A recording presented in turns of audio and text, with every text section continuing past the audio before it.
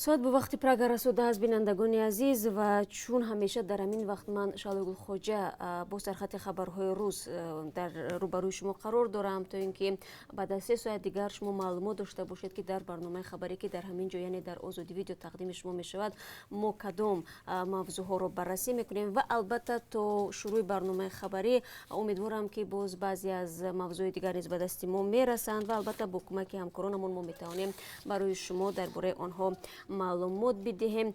Сарвазирони Тоҷикистон ва Қирғизистон дар гузаргоҳи марзии Қизилбели ду кишвар мулоқот карданд. Ба огаҳии хадамоти матбуотии ҳукумати Қирғизистон ҷонибҳо дар мулоқот тадбирҳои муштаракро барои ба эътидол овардани вазъ дар марзи ду кишвар баррасӣ карданд. Аз ҷумла сарвазирон ба раҳбарони хадамоти марзбонӣ ва мақомоти маҳалли ду кишвар дастур доданд ки ҳамкориҳоро дар тамоми сатҳҳо тақвият бахшида корҳои фаҳмондадиҳиро миёни сокинон пурзур кунанд.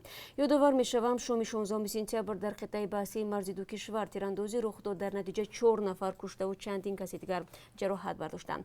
тибқи итлои расида феълан дар беморхонаи Нояб Бобуҷон Ғафуров 5 сарбози мақомоти қудратӣ ва 3 сарбози нирӯҳои марзбонии Тоҷикистон бистарӣ ҳастанд ва дар барномаи хабарӣ мо таҳаввулотро барои шумо хоҳем гуфт. ҳизби муҳоҷирон Иззат Амон яке аз ҳомиёни ҳуқуқи муҳоҷирон эълон кард ки ҳизби нави сиёсиро таъсис медиҳанд. ҳадафаш таъмини ширкати фаъоли муҳоҷирони тоҷик дар равандҳои сиёсии Тоҷикистон будааст, вале мақсади ниҳоӣ ширкат дар интихоботи президентӣ аст ки соли оянда ба нақша гирифта шудааст. дар барномаи имрӯз дар ин бора гузориш хоҳем дошт, вале бояд бигӯям ки Русия кишвари калидии муҳоҷирпазир барои Тоҷикистон аст. нирӯи бузурги кори Тоҷикистон бинобар камбуди шуғл дар ватан ба ин кишвар мераванд ва бо вуҷуди фишору азияти мақомот хонаводаи худро дар кишвар таъмин мекунанд. президенти Тоҷикистон моҳи апрел шумораи муҳоҷирони тоҷикро дар Русия 480 000 нафар ҳисоб карда буд. ҳамтои Русия Владимир Путин бошад баръакс муҳоҷиронро 1 200 000 шумурд. даҳо сокини минтақаи Кулоб шикоят доранд ки чанд рӯз ба ин тараф интиқоли пулҳои фарзандонашонро ки аз Русия равон мекунанд аз бонкҳои минтақа ба як мушкилӣ мегиранд. сокинон мегӯянд ки бонкдорҳо сабаби надодани пулро дар набудани сомонӣ рабт медиҳанд, аммо мусоҳибони радиоозодӣ дар минтақа надодани пулро дар болоравии арзиши рубл дар бозори асъор медонанд ва бар инанд ки бонкдорҳо бо ин васила мехоҳанд поин омадани қурби пулро яъне қурби рублро нигоҳ бидоранд. гузорише дорем дар ин замина ки тавсия мекунем онро тамошо кунед.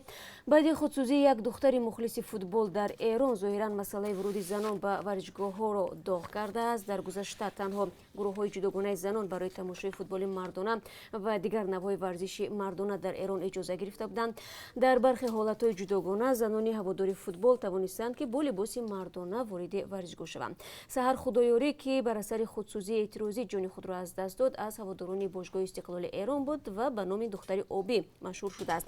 Саҳар мехост бо плаш ва мӯи сунъии ранги обӣ ё кабуд ба варзишгоҳи Озодии Теҳрон ворид шавад, аммо вақте ӯро боздошт карданд ва гуфтанд ки барои ин кораш 6 моҳ ҳабс мешавад. зани 29 солаи эронӣ бо ин қарори додгоҳ розӣ нашуд ва ба танаш бензин рехтаву худро оташ зад.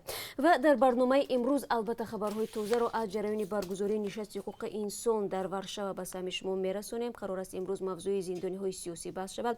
ҳамкори мо дар ин нишаст ҳузур дорад ва хоҳем дид ки чӣ ҳарфҳое дар ин замина гуфта хоҳад шуд. ёдовар мешавем ки дар нишасти мазкур дар баробари намояндагии ҳукумати Тоҷикистон аъзои мухолифин ҳам ҳастанд. ва баъд аз 3 соат дигар ёдатон наравад, дар ҳамин ҷо мо шуморо мунтазир мешавем бо тафсилоти ин мавзӯе ки ман барои шумо гуфтам. то он вақт барори кор.